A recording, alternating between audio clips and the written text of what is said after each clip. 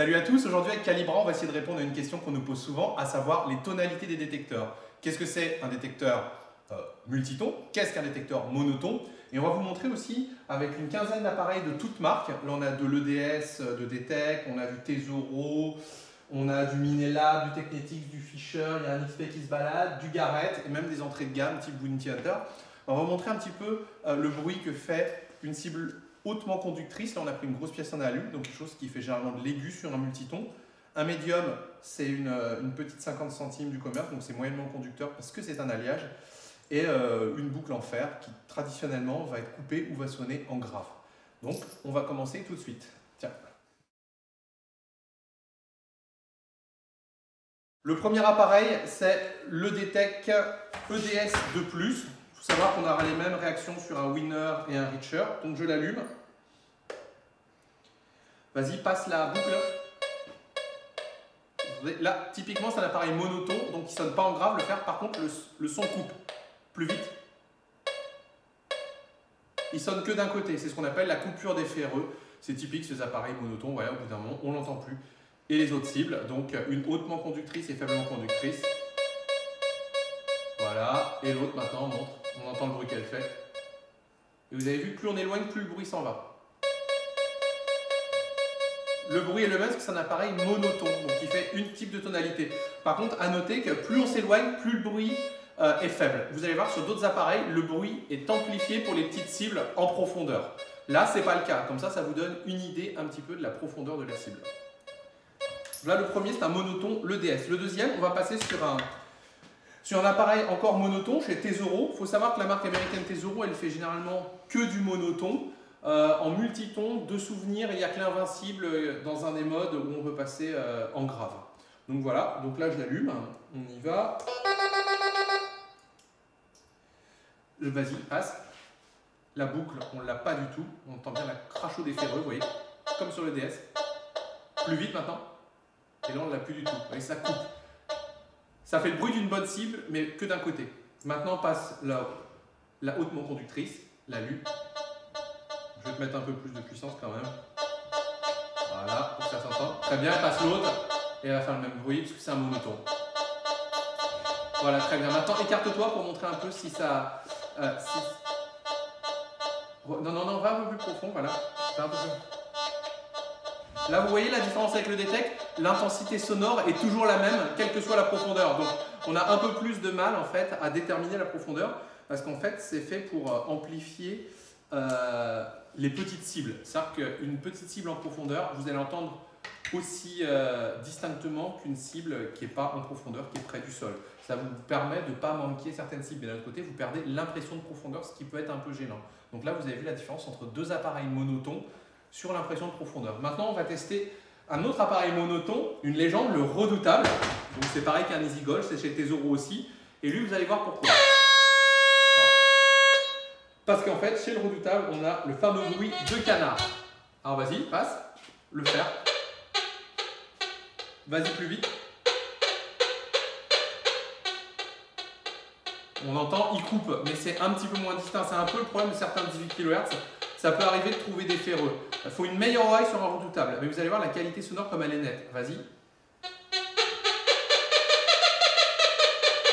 Là, typiquement, c'est la cible hautement conductrice. Très forte quand on est tout près.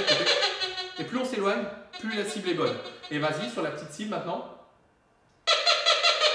Les prospecteurs expérimentés, en fait, ils ne sont pas à la recherche de ce genre de bruit-là, mais ils sont à la recherche de ce genre de bruit-là. Ça, généralement, c'est le tout petit bruit qui est en profondeur. Et c'est ça qu'on cherche. Si on ne creuse que sur ça, c'est pas bon. Il faut vraiment creuser sur les petits bruits. Voilà. Donc ça, c'est aussi un conseil qu'il faut mettre en place. Donc ça y est, c'est fermé. Maintenant, on va passer sur un autre appareil monoton de chez Tesoro, le Theron. Alors, le Theron, c'est pareil qu'un Cibola, sauf que c'est en 18 kHz, mais vous savez, lui, il a une fonction intéressante. Donc pareil, on est en monoton, on passe le fer dessus.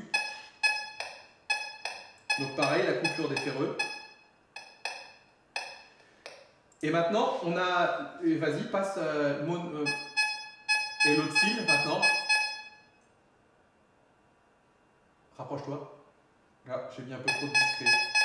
le son est le même. Quelles que soient les cibles non ferreuses. Donc on est encore sur un monoton. Mais écoutez, rapproche-toi de la cible et passe. On peut moduler le VCO, la tonalité. Selon votre oreille, on va pouvoir donner à la cible un bruit fort ou alors un bruit grave ou un bruit médium ou un bruit aigu. Donc c'est assez intéressant. Mais ça reste un appareil monoton. Il fera le même bruit quel que soit le type de cible.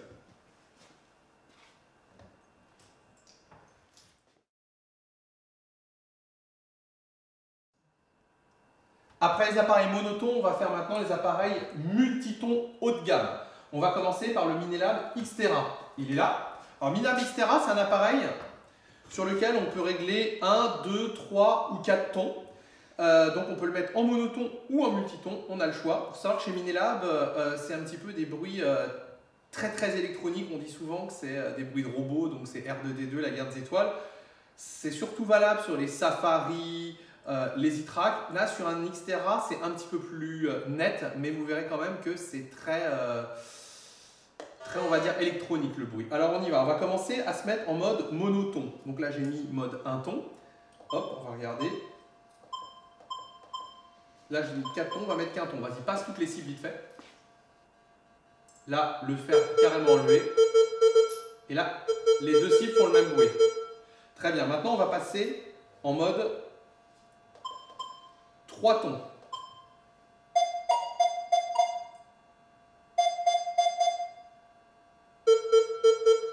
On repasse la boucle pour montrer que c'est discriminé. Vous voyez, ça sonne de temps en temps une fois un petit peu. Voilà. Maintenant, on va repasser en mode tout métal pour vous faire écouter un peu le bruit du grave. Alors écoutez, hop, je passe en AM, donc repasse. On entend un grave derrière. L'aigu, très aigu, parce que c'est la cible fortement conductrice, et le médium. Vous avez vu, c'est pas le même bruit. On repasse le grave et fait sonner un grave bien. Vous l'avez entendu? Donc typiquement là, on a l'appareil multiton. Le fer sonne en grave, si on veut qu'il sonne en grave. On a la cible moyennement conductrice, elle va sonner en médium, et la cible fortement conductrice, elle va sonner en aigu. Alors maintenant, on va repasser sur les XP. Alors les XP Goldmax, Gmax, Deus, ça fait plus ou moins tous le même bruit. Donc je l'allume, je le mets en 3 tons. Il faut attendre qu'il se calibre.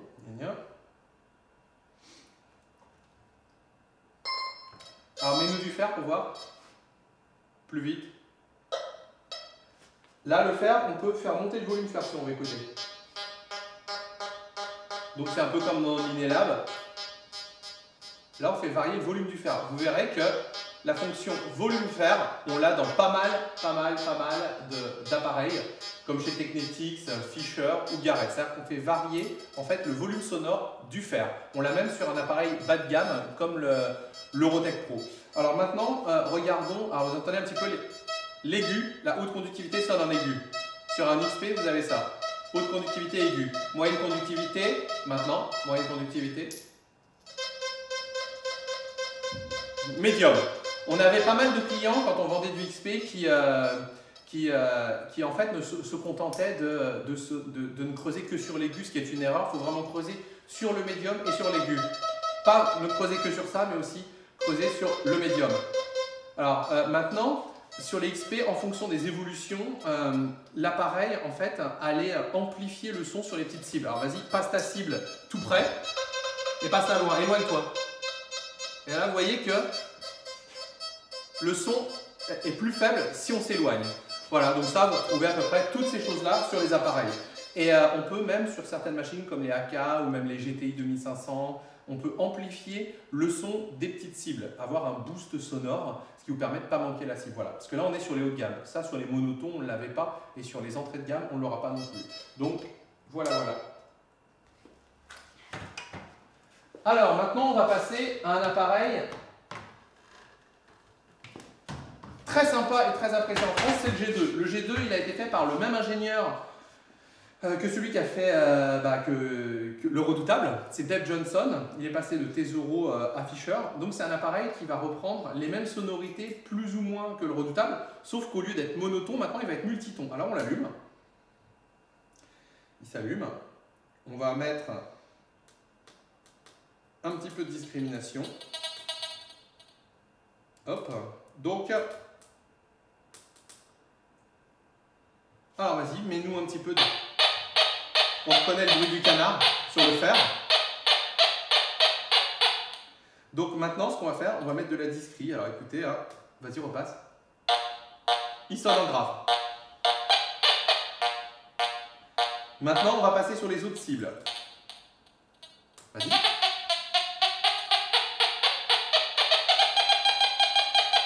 Plus on se rapproche, plus ça va faire de l'aigu.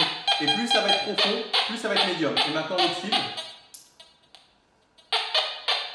On retrouve le bruit du canard du redoutable sur le G2. Et c'est un appareil qui est très réactif. Vous avez vu, tout simplement, il fait vraiment bip, bip, bip. C'est très rapide. C'est beaucoup plus rapide, par exemple, qu'un Minelab. Savoir aussi que c'est un appareil, en fait, le premier G2, vous ne réglez pas vraiment la discri. Vous allez régler l'intervalle à partir duquel ça va sonner en fer. Donc, quand vous mettez à 39, vous dites que les ferreux doivent sonner en grave. Si vous mettez de 39 à 55, par exemple, le grave, maintenant, ça devient les cibles moyennement conductrices. En fait, vous décalez la tonalité grave. Et ça s'appelle tout simplement un V-break.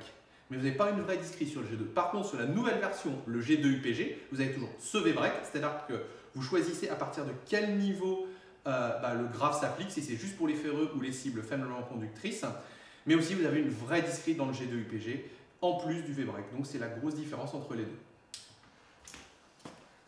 Donc le G2, au niveau tonalité, c'est un des appareils comme le redoutable qui est le plus apprécié parce qu'il est très réactif et vraiment on a cette sensation que la cible accroche tout de suite. Alors là, on a l'appareil en tonalité qui est le plus évolué. C'est un T2 UPG. Alors dedans, on peut faire ce qu'on veut. On peut mettre 1 ton, 2 tons, 3 tons, 4 tons. On peut mettre 2 tons plus, 3 tons plus. C'est-à-dire qu'on va avoir des mélanges entre un G2 et un T2 au niveau sonore. On peut le faire sonner en bruit court ou en bruit long. C'est vraiment super. On va vous montrer quelques petites possibilités. Donc on l'allume. Alors. Là, je vais mettre très peu de discri et je vais le mettre en 3 tons. Vas-y. On entend bien le grave. Haute conductivité aiguë. Et moyenne conductivité médium. Bon, pour rigoler un peu, on va changer de mode. On va passer par exemple en mode 2+, qui est très utilisé sur terrain pollué.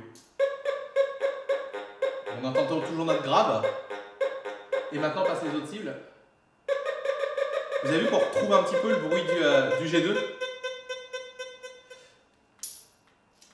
Alors maintenant, on va essayer de regarder encore un autre mode.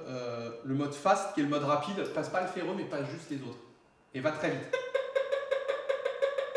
Le mode fast, c'est pour les terrains très très pollués. Vous perdez en profondeur, mais la réactivité est vraiment extrême. Vous savez, l'appareil va très très vite. Mais c'est pareil, la réactivité, on refera une vidéo spécifiquement là-dessus. Mais déjà, ça vous donne une petite idée sur la vitesse de balayage qu'on peut obtenir. L'appareil est très rapide.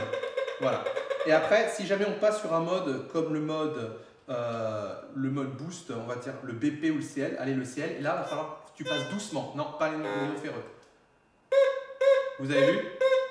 Le bruit est encore différent. Donc, on module vraiment la tonalité et là aussi ça joue, ces modes-là en fait jouent sur la tonalité mais aussi sur votre vitesse de balayage. C'est-à-dire que les modes boost chez Technetix, il faut aller très très doucement, surtout le mode CL. Alors que le mode fast, l'appareil plus réactif, on peut aller un petit peu plus vite. Bon, l'appareil plus réactif, c'est pour les terrains très pollués, mais là vous perdez en profondeur. Alors que les modes boost, on va doucement et donc on gagne en profondeur. C'est aussi un réglage qu'on retrouve sur certains Minelab.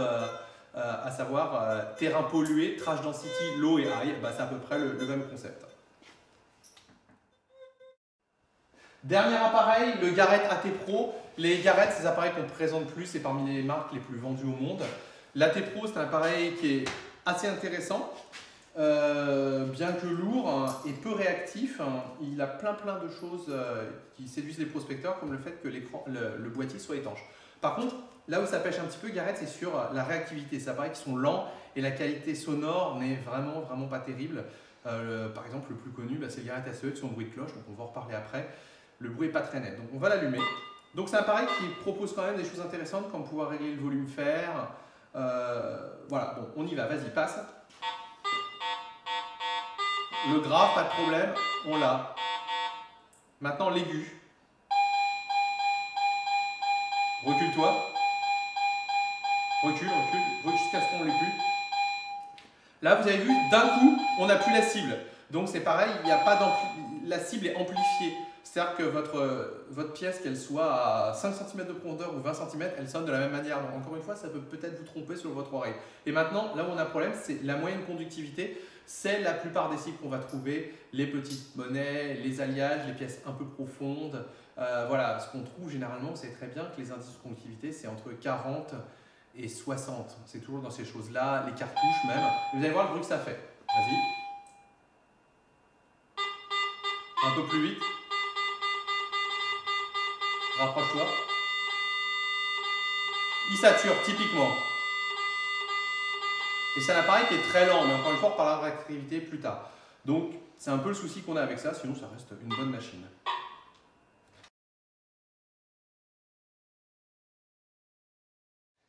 Maintenant, il est temps de passer aux appareils un petit peu moins coûteux.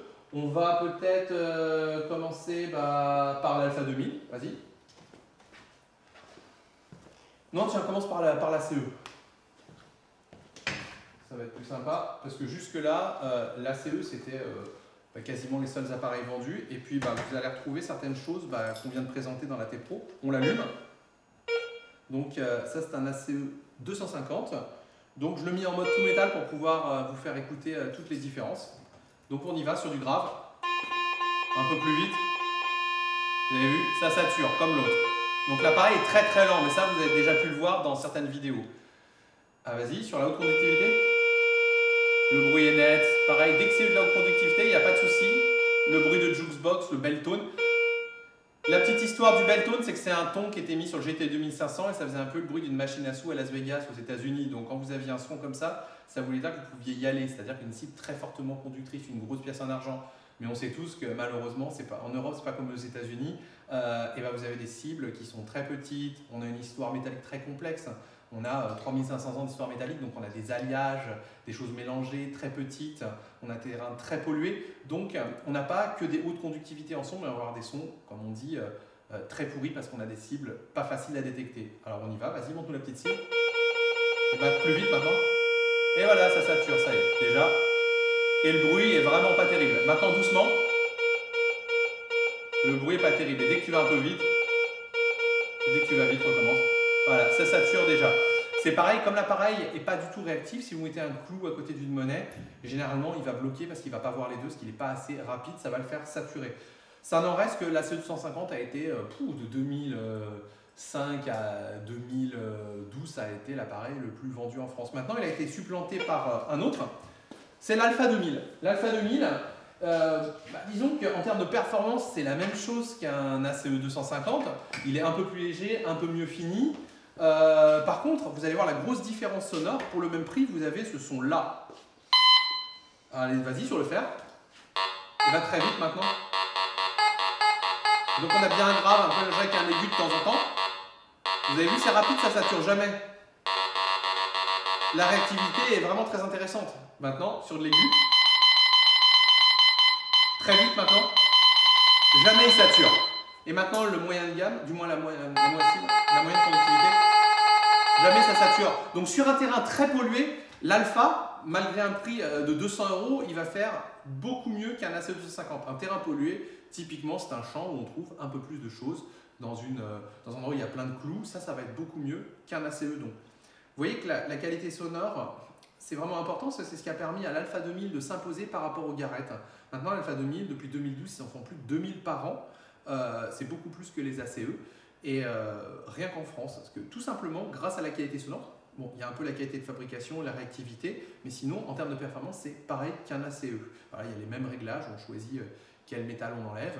On peut aussi régler le volume sonore sur l'alpha, mais sinon, c'est pareil en performance. C'est vraiment la qualité sonore, la réactivité de l'appareil, la qualité de fabrication. Mais encore une fois, la qualité sonore, c'est très important. Voilà. Maintenant, on va passer sur un Neurotech Pro. Alors, l'Eurotech Pro, c'est pareil, c'est encore une évolution que Technetics a fait en 2014. Ils se sont dit comment est-ce qu'on pourrait améliorer l'alpha. Donc, ils sont venus en France, on nous voir, on en a déjà parlé dans le magazine.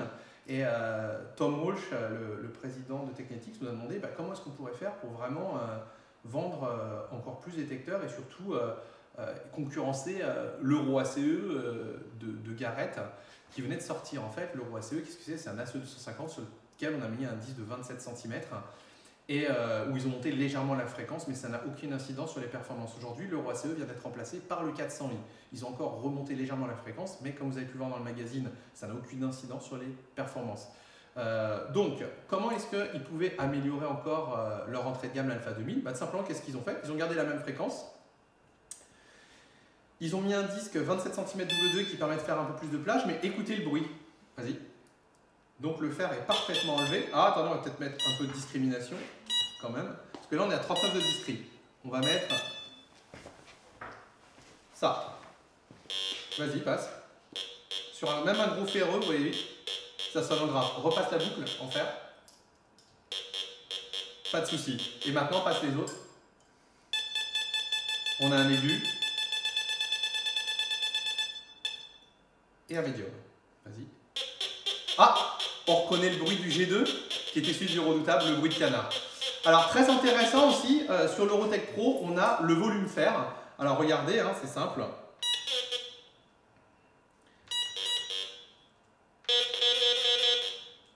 On peut régler le volume spécifiquement du fer. Alors écoutez, là le fer va sonner très fort. Vas-y. Et je vais baisser un peu le volume du fer. Continue, continue. Et vous voyez, on peut... Là, j'ai dit à l'appareil, ok, je veux attraper le fer, donc j'ai baissé un petit peu la discri, je l'ai mis à 20-25, mais je lui ai dit, ah ok, je veux que tu fasses sonner le fer très peu. Alors là, j'ai mis le volume à 11. J'ai dit, ah, je veux entendre un peu plus le fer. Là, j'ai mis le volume à 13. Et si je veux vraiment entendre beaucoup le fer, là, je mets le volume à 20. Et là, on peut faire varier l'intensité ferreuse. Ça, c'est un réglage normalement qui n'est que sur les appareils haut de gamme. Et sur un appareil vendu entre 299 et 349 €, on a ça. Aujourd'hui, c'est une des raisons pour lesquelles l'Eurotech Pro, c'est en dessous dans les 300 €, c'est l'appareil qu'on vend le plus, quasiment autant qu'un Alpha 2000. Pourquoi? Parce que c'est un appareil qui a une super qualité sonore. Toujours, on reconnaît le bruit du redoutable et du G2 qui est dedans. On peut aussi régler le volume fer. Et bon, il passe aussi la plage, c'est un appareil très réactif qui fonctionne bien. Mais vous voyez, l'impact encore du son, de la qualité sonore. On parle tout le temps de puissance, de discri. Aujourd'hui, on va vous le dire, la discrimination des appareils, c'est quasiment tous la même. Ils enlèvent très bien le fer et ça, on va le voir sur un autre. Ce qui est très important, c'est la qualité sonore. Sachant que sur des entrées de gamme, la puissance sur des appareils à moins de 500 €, c'est la même. Que vous ayez un ACE 150 ou même un F22, un Neurotech Pro, un Alpha 2000, un ACE, c'est pareil. La différence se fait ailleurs. Qualité de fabrication, légèreté, les réglages supplémentaires, comme par exemple le volume fer et la qualité sonore. Aujourd'hui, la qualité sonore, elle est un petit peu meilleure chez Fisher et chez Technetics puisque ça sort de la même usine. En parlant de Fisher, maintenant, on va regarder ce que ça donne sur un F22 ou un F44 Sur un F22 et un F44. Alors, on y va. Là, c'est un F44, donc on l'a testé dans le magazine. Donc on y va. Et vous allez... Non, attends, il n'est pas encore... Il apparaît. Donc en menu, on va se mettre en jewelry. On va mettre un peu moins de puissance que là, on est à fond. Donc comme on est à l'intérieur, l'appareil est un peu troublé. On y va, vas-y. On entend le grave, vous entendez? On va mettre un peu plus de volume sonore peut-être pour bien qu'on entende la caméra. Vas-y, repasse du grave. Pas de problème, du grave. Maintenant les autres. Aigu. Et l'autre. Alors vous voyez que là on retrouve vraiment les bruits de l'Alpha 2000, mais on peut s'amuser aussi un petit peu. Il y a un mode dans lequel, vous allez voir, basse, repasse maintenant ici. Le grave, vous reconnaissez un petit peu le bruit du canard. Normal, c'est encore le même ingénieur qui a travaillé dessus. L'Eurotech Pro et le F44 sont très proches. Allez-y. Vous reprenez la réactivité. Et maintenant, on repasse les autres. Et maintenant le grave. On entend bien le grave, oui. On retrouve un petit peu ce qu'il y a dans le G2, le redoutable, aussi dans l'Eurotech Pro, on le retrouve dans le F44. Moi, je vous dis, ça sort de la même usine, sauf que le F44 a un peu plus de mode, il a un réglage effet de sol, c'est pour ça qu'il est vendu un petit peu plus cher que l'Eurotech Pro. Et on est dans les 400 € à peu près pour ce modèle. Donc maintenant, même des appareils à 300, 400 €, ils ont des fonctionnalités très intéressantes d'appareils haut de gamme. Alors maintenant, on va passer sur du GoFind de Minelab. Ça, c'est vraiment de l'appareil d'entrée de gamme. Alors on y va, vas-y. Pas sur du grave. Ça, c'est le bruit du fer, mais la discrete est un petit peu moins bonne. Vous entendez, on entend de l'aigu. Il ne sait pas très bien. Il est troublé. D'ailleurs, il nous fait des LED vertes, rouges. C'est pas vraiment parce qu'en fait, sur certains appareils, le fait que le ferreux soit rond, ça trompe l'appareil en fait. Même si c'est du fer, vu que la forme est ronde, ça trompe l'appareil. Ça fait sonner comme quelque chose de bien. Par contre, si on repasse ça, pas de problème. Là, c'est du grave. Vas-y, passe-nous autre chose maintenant devant. Aigu. Et maintenant l'autre cible. Ça sature comme un ACE malheureusement. Et passe l'autre cible. Ouais, c'est bon, on a vu. Et maintenant ça. Là, on a deux tonalités. On a en fait du grave ou de l'aigu. Bon, voilà, c'est pas un appareil super réactif, c'est du GoFind. Par contre, ce qui est très intéressant, c'est une machine qui est très compacte, il y a une canne télescopique, ça tient dans un petit sac. Le concept est absolument génial. Bon, la qualité de fabrication, on mettra un petit bémol dessus. La réactivité non plus, c'est pas génial, il n'y a pas beaucoup de réglages. Par contre, ces appareils sont vendus entre 180 et 280 €. Donc voilà, ça reste quand même un prix relativement intéressant. Donc là, on a mis le pinpoint pour localiser la cible. Oui. Plus on se rapproche, plus on y est. Voilà. Donc, ça, c'était pour le GoFind. Et maintenant, pour rigoler, on va vous montrer un détecteur pour enfants. Et tout à l'heure, je vous parlais du fait que maintenant, ce qui est important, c'est plus la puissance ni la discrimination, mais la qualité sonore. Là, on va vous montrer un appareil, sachant qu'il y a le Junior vaut 99, et là, c'est la version avec écran. Vous allez voir, l'appareil est une super discrète. En plus, ça marche avec des smileys. C'est super sympa. Donc là, on va lui dire que on veut vraiment accepter tous les métaux. Donc vas-y, passe le fer. Du fer, le grave, sans problème. Maintenant, l'aigu. Et le médium. Vous voyez, on entend il y a vraiment 3 tons. Donc la différence, en fait, sur cet appareil-là, vous avez la discrimination d'un appareil à 250 €, pas de problème. L'appareil, en plus, il est réactif. Seulement, c'est un appareil pour enfants, vous voyez, qui n'est pas du tout puissant. C'est un appareil qui ne dépassera jamais les 15 cm. C'est un appareil qui est adapté entre 4 ans et 8 ans. Seulement, vous avez vu qu'il a la même discrimination qu'un appareil haut de gamme vendu 250 €. La différence se fait avec la puissance. Par contre, vous avez vu que même pour un petit appareil comme ça, la qualité sonore est vraiment très bonne. Maintenant, pour finir là-dessus, la conclusion, c'est que la qualité sonore, c'est quelque chose. La qualité et le confort sonore, c'est quand même quelque chose que on ne prend pas souvent en compte. Les fabricants n'insistent pas dessus et les magasins, franchement, ils s'en moquent. Donc, pourtant, sur le terrain, c'est très important. Est-ce que l'appareil est monoton? Est-ce qu'il est multiton? Est-ce qu'on va pouvoir régler l'amplification sonore? C'est-à-dire, est-ce que l'appareil va amplifier le son d'une petite cible? Est-ce qu'on va pouvoir vraiment régler comme on veut la multitonalité? 1, 2, 3 ou 4 tons? Est-ce qu'on va pouvoir la moduler en fonction de la vitesse? Tout ça, c'est des réglages et des facteurs à prendre en compte. Plus l'appareil sera haut de gamme, plus bien sûr vous aurez accès à ces options. Vous avez vu, même sur un appareil qui est vendu 100 €, vous avez quasiment la même discrimination que sur un appareil qui en vaut 1000. Aujourd'hui, la discrimination, c'est quasiment c'est la même chose. Les appareils enlèvent très bien les clous.